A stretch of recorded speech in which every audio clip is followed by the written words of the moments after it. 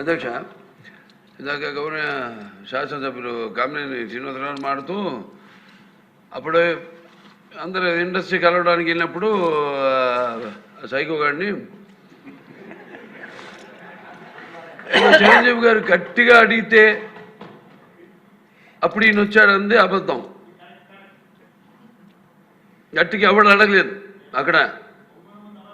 అది మీరు అన్నారు ఇందాక, ఏదో గట్టిగా అడిగితే ఈయన వచ్చాడు మళ్ళీ కలవడానికి, లేకపోతే ఏదో సినిమాటోగ్రఫీ మినిస్టర్ కలవమన్నారు అని. ఏంటంటే అండి అవి మిగతాన్ని ఓకే, అవమానించడం ఆయన ఓకే. ఏదో ఆయన పెద్ద గట్టిగా చెప్తే ఆయన దిగి వచ్చాడంట కలవడానికి, లేకపోతే సినిమాటోగ్రఫీ మినిస్టర్ కలవమన్నా అంట.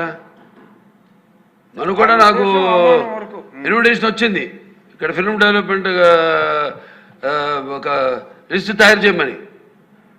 నాది 9వ పేరు వేశారు.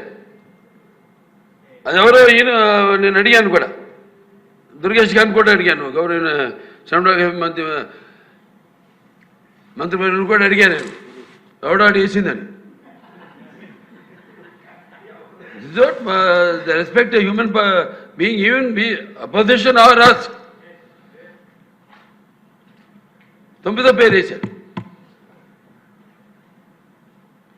ఇది అదేదో గట్టిగా ఎవడు అడిగాడు, గట్టిగా అడిగితే పంపించారు లోపలికి, వచ్చాడు ఈడు కలవడానికి.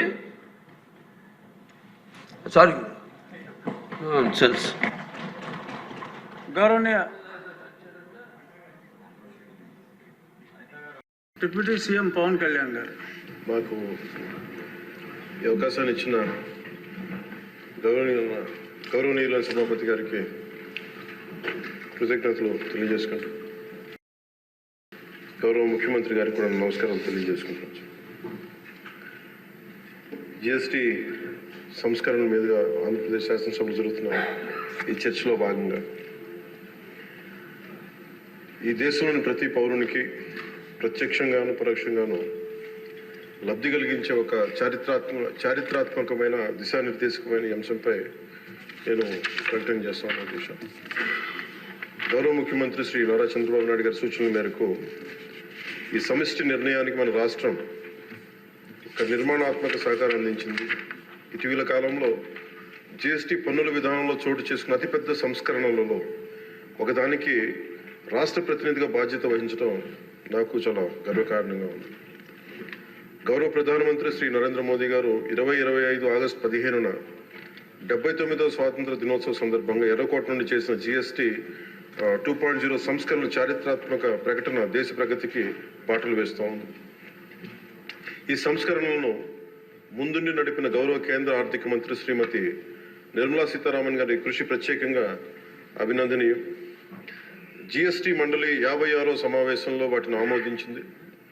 గౌరవ ముఖ్యమంత్రి శ్రీ నారా చంద్రబాబు నాయుడు గారి రాష్ట్ర ఆదాయాలకు ప్రత్యేకించి అనేక సందర్భాల్లో ముఖ్యంగా జిఎస్టీ వచ్చిన తర్వాత గౌరవ ముఖ్యమంత్రి గారు ఒక సందర్భంలో అన్న మాటలు, రాష్ట్ర ఆదాయాలకి నష్టం కలుగుతున్నప్పటికీ కూడా సామాన్యుల ప్రయోజనాల కోసం విధానాన్ని మనం బలంగా సమర్థించాలని చెప్పి ఈరోజు వారు కూడా దీన్ని బలంగా సమర్థించారు అధ్యక్షుడు. ఎందుకంటే మనకి ఆర్థిక ఆటుపోట్లని చూస్తూ కూడా వచ్చే ఆదాయం తగ్గిపోతున్న జిఎస్టీ సంస్కరణల వల్ల, కానీ దాన్ని ఇంకొకలాగా దాన్ని ఎలా పూడ్చుకోవాలని తెలిసి ఆయన ముందుండి దీన్ని మద్దతు తెలిపినందుకు వారికి నా కృతజ్ఞతలు తెలియజేస్తున్నాను. ఈ చారిత్రాత్మక సంస్కరణలకు మద్దతు తెలిపిన తొలి రాష్ట్రంగా నిలిచింది నారా చంద్రబాబు నాయుడు గారి నాయకత్వంలోని ఆంధ్రప్రదేశ్ ప్రభుత్వం. జిఎస్టీ పన్నుల విధానాన్ని సులభతరం చేయడం ద్వారా సాధారణ ప్రజలకు ప్రత్యక్ష లాభాన్ని చేకూర్చి వ్యాపారులపై పన్నుల భారాన్ని తగ్గించి పన్ను వ్యవస్థలో పారదర్శకతను పెంచుతోంది. ఈ చారిత్రాత్మక సంస్కరణల పన్నుల విధానాన్ని సులభతరం చేసి వ్యాపార పరిశ్రమల అభివృద్ధికి సహకరిస్తుంది. ప్రజల పొదుపును పెంచి కొనుగోలు శక్తిని పెంపొందించడానికి, కొత్త పెట్టుబడులను ఆకర్షించి దేశాన్ని స్థిరమైన వృద్ధి మార్గంలో నిలపడానికి దోహదపడుతుంది. జిఎస్టీ రేట్ల సరళీకరణ ద్వారా ప్రజలు అధికంగా ఉపయోగించే వస్తువులు సేవలకు డిమాండ్ పెంచి ఉత్పత్తిని విస్తరించి కొత్త పెట్టుబడులను ప్రోత్సహిస్తుంది. తద్వారా ఆర్థిక వృద్ధికి దారితీస్తుంది. నిజంగా ప్రజలకి ఆర్థిక వ్యవస్థకి చాలా లాభదాయకమైన సంస్కరణ. రంగాల వారీగా చూసుకుంటే ముఖ్యంగా రైతుల కోసం ట్రాక్టర్లు, వ్యవసాయ యంత్రాలు, పరికరాలు మరియు ఇన్పుట్స్ పై పన్నులు తగ్గించడం వల్ల సాగు వ్యవసాయ వ్యయాన్ని తగ్గించి ఉత్పాదకను పెంచుతాయి. తద్వారా గ్రామీణ ప్రాంత ప్రజల ఆదాయాలు పెరుగుతాయి. ఆధునిక సాంకేతిక పరికరాల వినియోగం ప్రోత్సహించడం ద్వారా వ్యవసాయ వృద్ధి మరింత బలపడుతుంది. తక్కువ ఆదాయ కుటుంబాల కోసం పాలు కానీ, పెరుగు కానీ, పన్నీర్ లాంటి నిత్యావసర వస్తువులపై పన్ను 5% నుండి 0% తగ్గించడం ద్వారా రోజువారీ వ్యయాన్ని తగ్గిస్తూ ఉంది.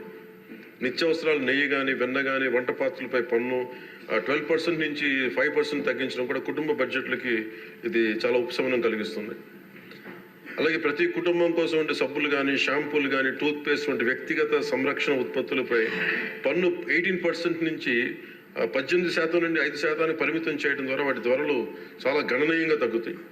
తద్వారా ఆరోగ్యం, వ్యక్తిగత పరిశుభ్రత మెరుగుదల కనబడుతుంది.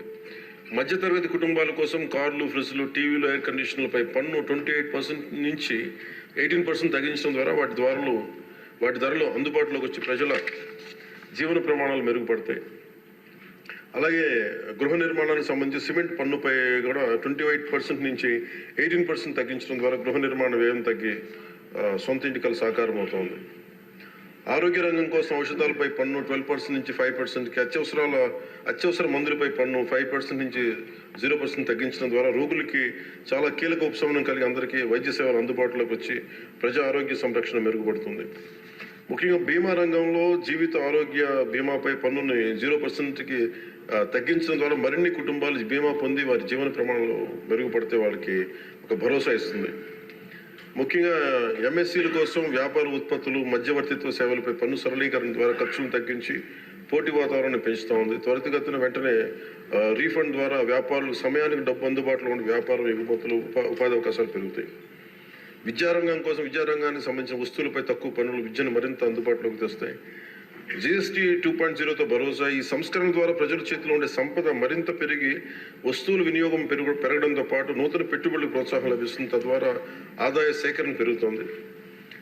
వాణిజ్య పరిశ్రమలకి సంబంధించి జిఎస్టీ సంస్కరణ విజయవంతమైన అమలు సహకరించిన అన్ని వాణిజ్య సంస్థలు, వ్యాపార సంఘాలు, పరిశ్రమ సంఘాలకు ఆంధ్రప్రదేశ్ శాసనసభ హృదయపూర్వక కృతజ్ఞతలు తెలుపుతోంది. ప్రజలకు లబ్ధి చేరేలా చేసిన ఈ భాగస్వామ్యం సమగ్ర వృద్ధిలో సాధనలో కీలకం. ఈ అవగాహన కార్యక్రమం ముఖ్యంగా జిఎస్టీ సంస్కరణ లాభాలు ప్రతి కుటుంబానికి చేరుకోవడానికి ఇది ఒక కార్యక్రమం చేపట్టాలని అందరం కోరుకుంటా ఉన్నారు అధ్యక్ష. జిల్లా నుంచి గ్రామ స్థాయి వరకు ఈ అందరికీ తెలిసేలాగా మరింత ఏమేమి తగ్గుతాయి, ఏవి బెనిఫిట్స్ ఉన్నాయి, ఇవన్నీ ప్రజలందరికీ తెలియజేసే ఒక కార్యక్రమం ఖచ్చితంగా రూపొందించాలి. దాని మీద మేము కోరుకుంటా ఉన్నాం. అలాగే ఈ రెవెన్యూ కానీ, కమర్షియల్ ట్యాక్స్, పంచాయతీ అధికారులు గ్రామ స్థాయిల్లో ప్రజలకు నేరుగా కలిసి వాళ్ళకి మమేకం వాళ్ళకి ఎలా లబ్ధి చేకూరుతుందో అది కూడా చెప్పగలగాలి. పరస్పర అవగాహనతో పాటు పలు మీడియా వేదికల ద్వారా విస్తృత ప్రచార కార్యక్రమాలు చేపట్టాల్సిన అవసరం ఉంది. ఈ కార్యక్రమం ప్రధాన లక్ష్యం ప్రతి కుటుంబం జిఎస్టీ సంస్కరణ గురించి తెలుసుకుని వాటిని లాభాలు పొందాలని మనస్ఫూర్తిగా కోరుకుంటూ ఆంధ్రప్రదేశ్ ప్రభుత్వం ఈ చారిత్రాత్మక మార్గదర్శక సంస్కరణ ఆహ్వానిస్తూ ప్రజల ఆర్థికాభివృద్ధి కోసం వాటి విజయవంతమైన అమలుకు సంపూర్ణ మద్దతు ప్రకటిస్తోంది. థ్యాంక్ యూ అధ్యక్ష.